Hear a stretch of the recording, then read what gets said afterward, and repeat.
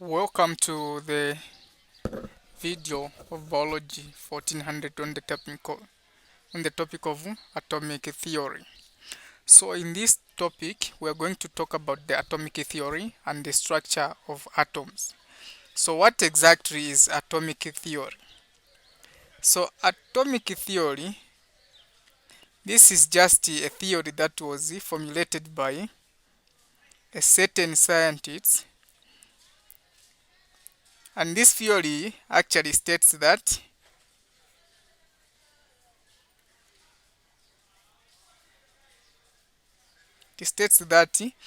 matter is actually made up of small particles,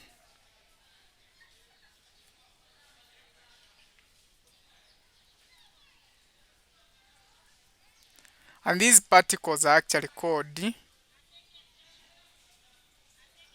atoms. These are atoms, and you realize when we talk of atoms in biology, so we'll just be considering the type of matter that we'll be talking about is elements. So meaning elements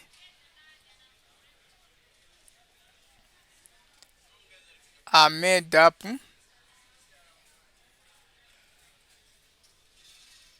of particles that are called atoms.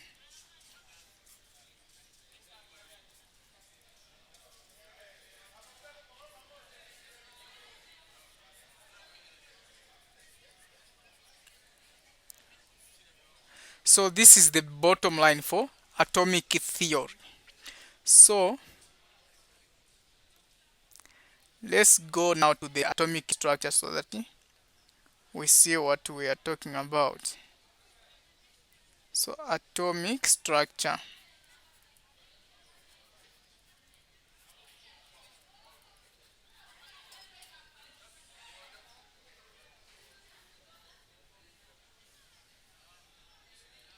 So the atomic structure, let's draw the structure of an atom here. So let's say this is the structure of an atom.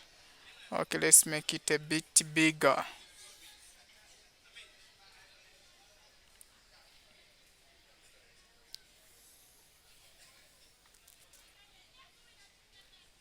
So this should be round. So let's use different color.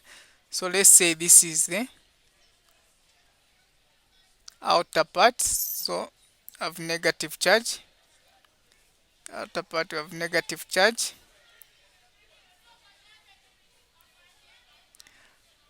For the structures that are found inside, you have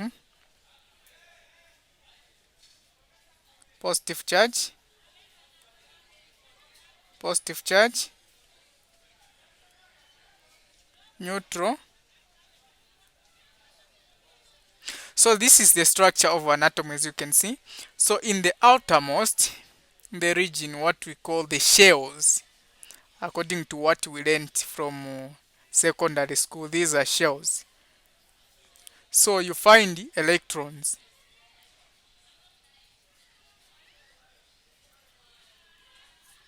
So you find electrons in the shells, and these electrons are negatively charged. Negatively charged.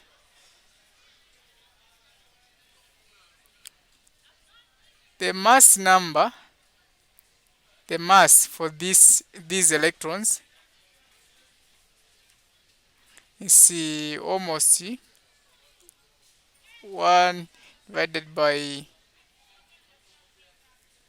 1840 approximately, which is just negligible. We can just call it negligible.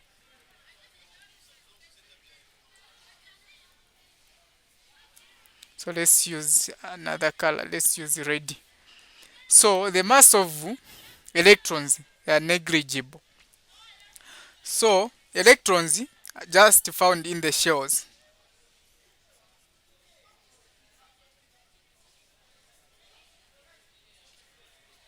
in shells orbiting the nucleus, meaning they just move around the nucleus.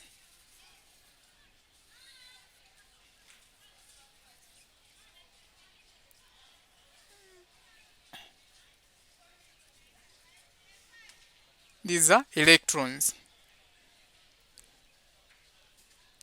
What about the nucleus now as we move inside? So we have the nucleus. So nucleus.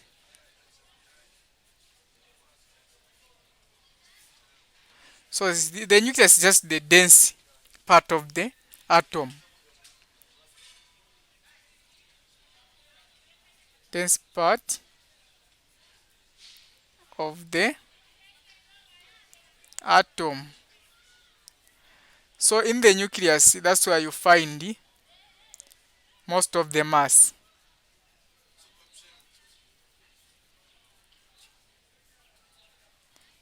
Most of the mass is found in the nucleus.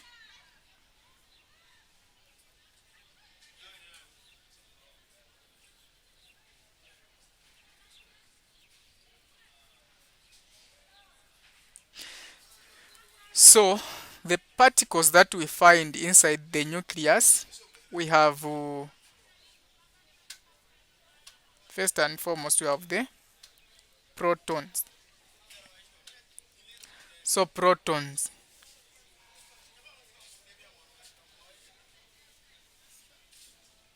So protons found in nucleus. They have a positive charge.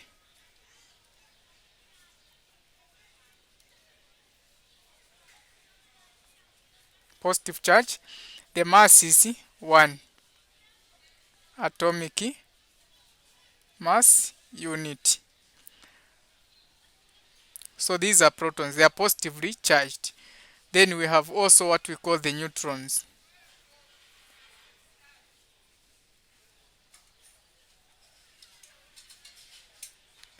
So this one, the protons, is what actually defines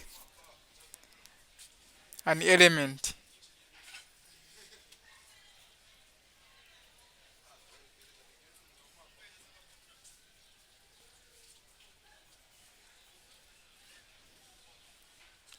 So the neutrons, they are found in nucleus also.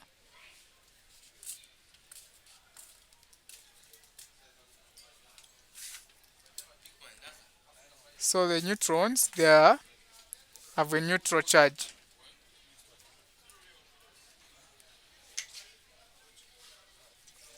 So the mass, they have 1 atomic mass unit, just like the protons.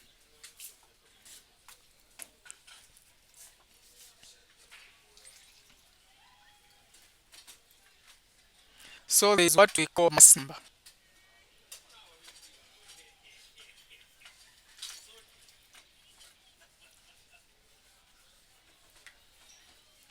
So mass number, this is just the protons plus the neutrons.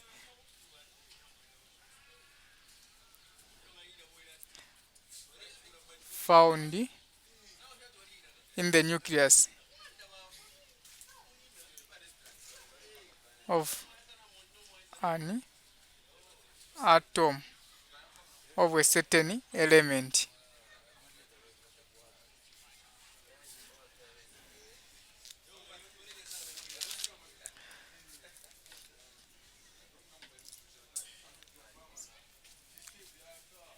So the protons, the neutrons, and the electrons are called subatomic particles. We have protons,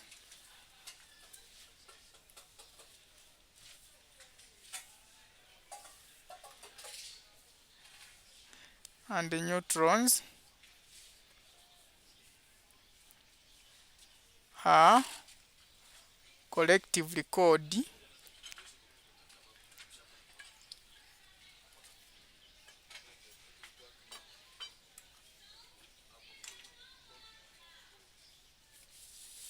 subatomic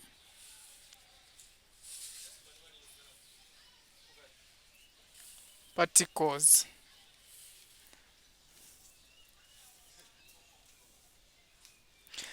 So there's also what we call the atomic number.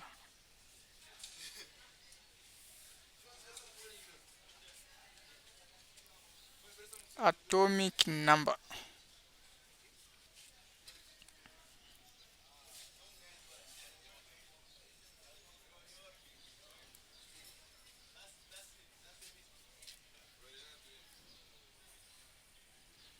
So the atomic number is just the number of protons in the nucleus of an atom.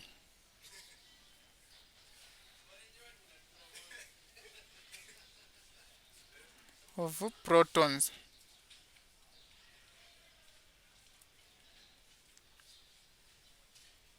In the nucleus. So for elements, you find that they are neutral. So for elements to be neutral, it's because the total number of protons and the total number of electrons are equal. So elements are neutral because the total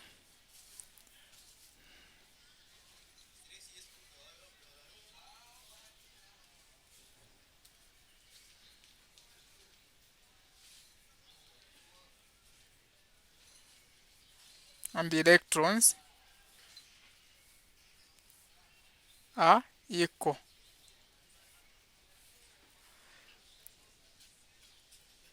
So the number of electrons and the protons there.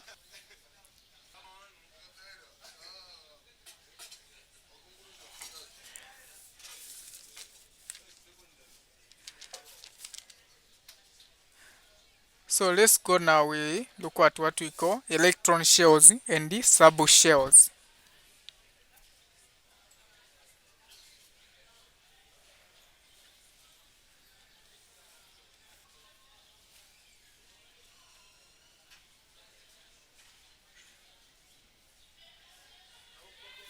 So shells and subshells.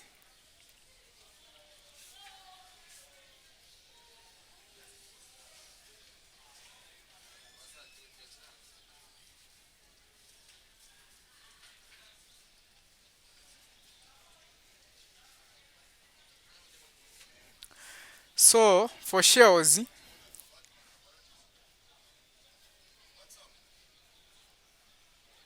these are just the regions where electrons are likely to be found.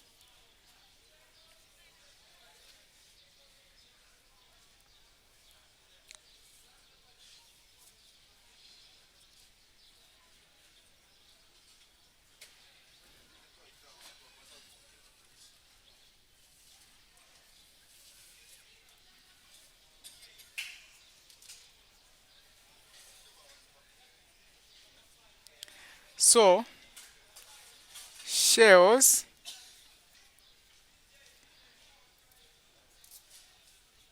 tell the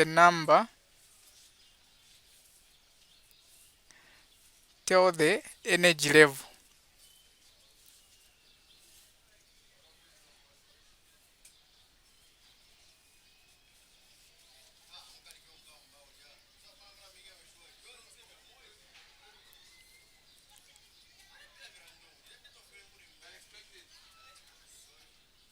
Where electrons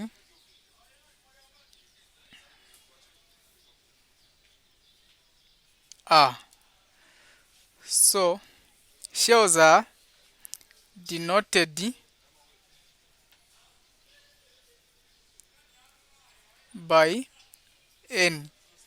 So this N can be 1, it can be 2, it can be 3, it can be 4. So this means that this is the first shell and this is the lowest energy level. So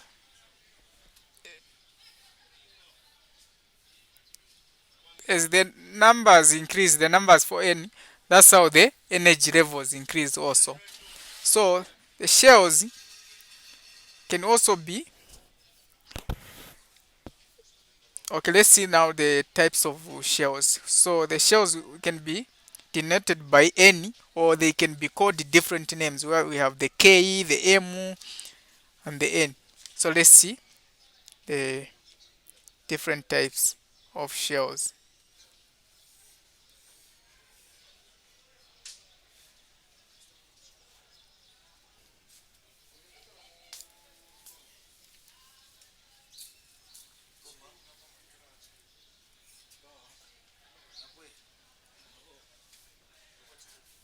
So we can have this first one here, we have this one here, have this one here.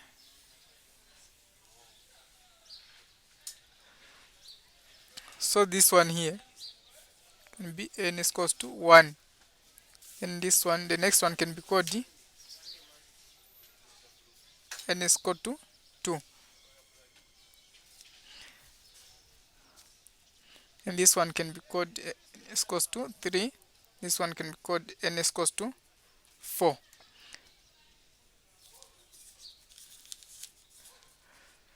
So here this means that this n inside, this shell inside, this one is the one which is closer to the nucleus, meaning this one is more stable, has lower energy than this one which has got N4.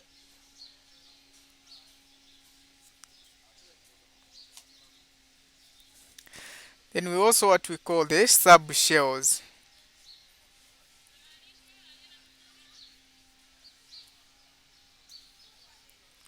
So the subshells are actually found now in these shells. Like for N1, the subshell is the S.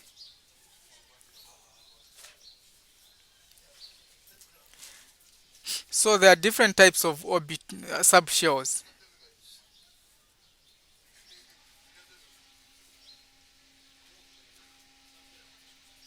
We have the SC, the P, the D, and the F.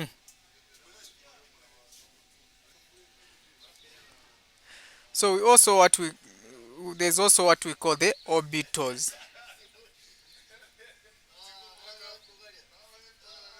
So orbitals, these are areas or regions in the shells where electrons are found.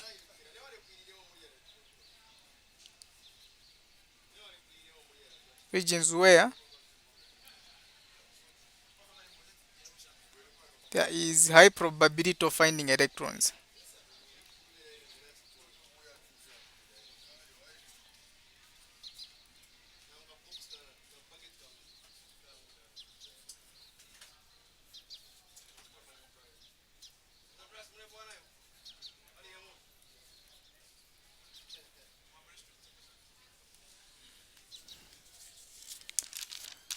Let's now go to what we call the electron configuration.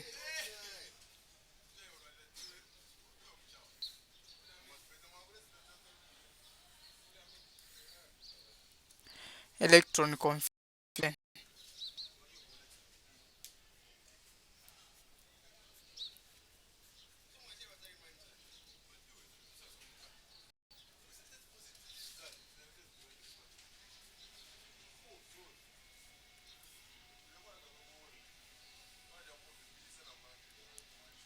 So the notation for electron configuration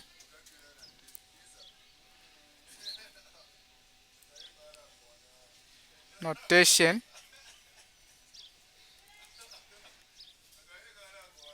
for electron configuration.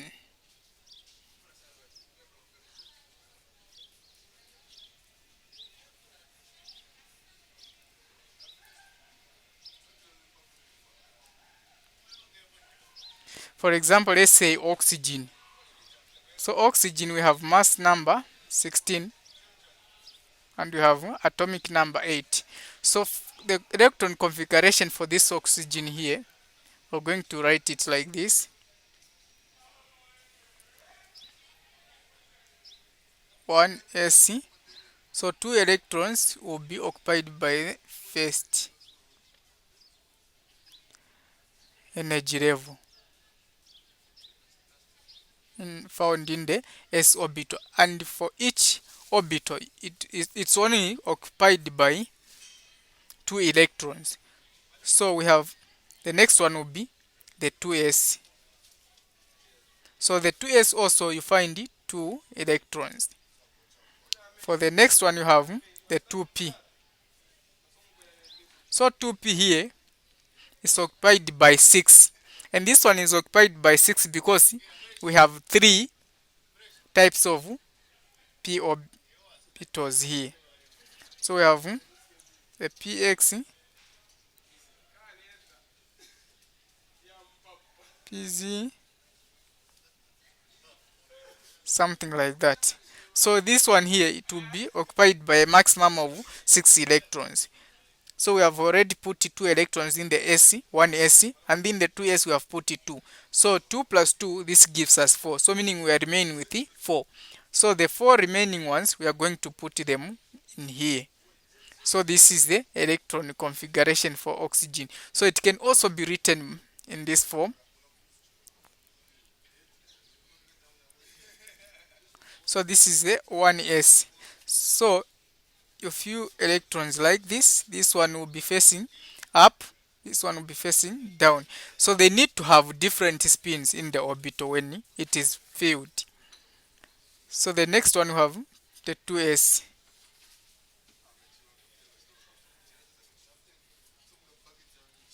So this is the 2s. The next one we have the 2p. So here they need to be 3, as we said there are 3 types of p orbitals. Need to be 3 here. So here, before you fill each completely, you have to fill first one by one. After filling one by one, that's when you come now to fill the first orbital that you filled first, to be completely filled. So you first put one here so they have to all face up. It's only when they are filled, completely filled, that's when they have opposite spins for stability. So for this one, you also put this one. So you've seen we have filled 1, 2, 3. This is the 2p orbital. 1, 2, 3. So you are remaining with one more. So the one more that is remaining, you are going to now fill it in here completely. So this is the electronic configuration for oxygen. Let's also consider another element, for instance carbon, so that we also do the electronic configuration for carbon.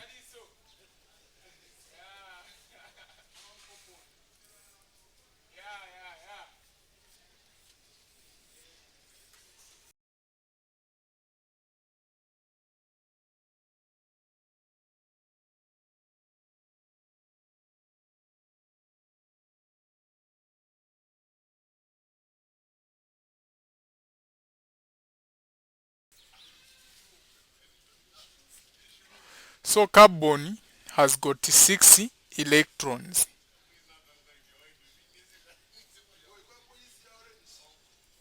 6 electrons. So we are going to say 1s. 1s will be occupied by 2 electrons. So we put them here. Then you have the 2s. So the 2s will also be occupied by 2 electrons. Then we go next to the 2p. So the 2p needs 6 electrons. But since we are only remaining with the 2 electrons, to make these electrons 6 here, so you are going to put a 2 here. So it can also be written like this, as we already showed in the first one. We have this one, this one. So this is 1s. So we have also the next one.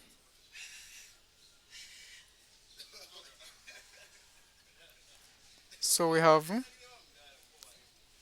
the last one now, the 2p. This is 2s. This is 2p. So you have two electrons remaining. So you are going to fill one by one, as we said earlier, before filling complete. Yeah. So that's all. This is the electronic configuration for carbon.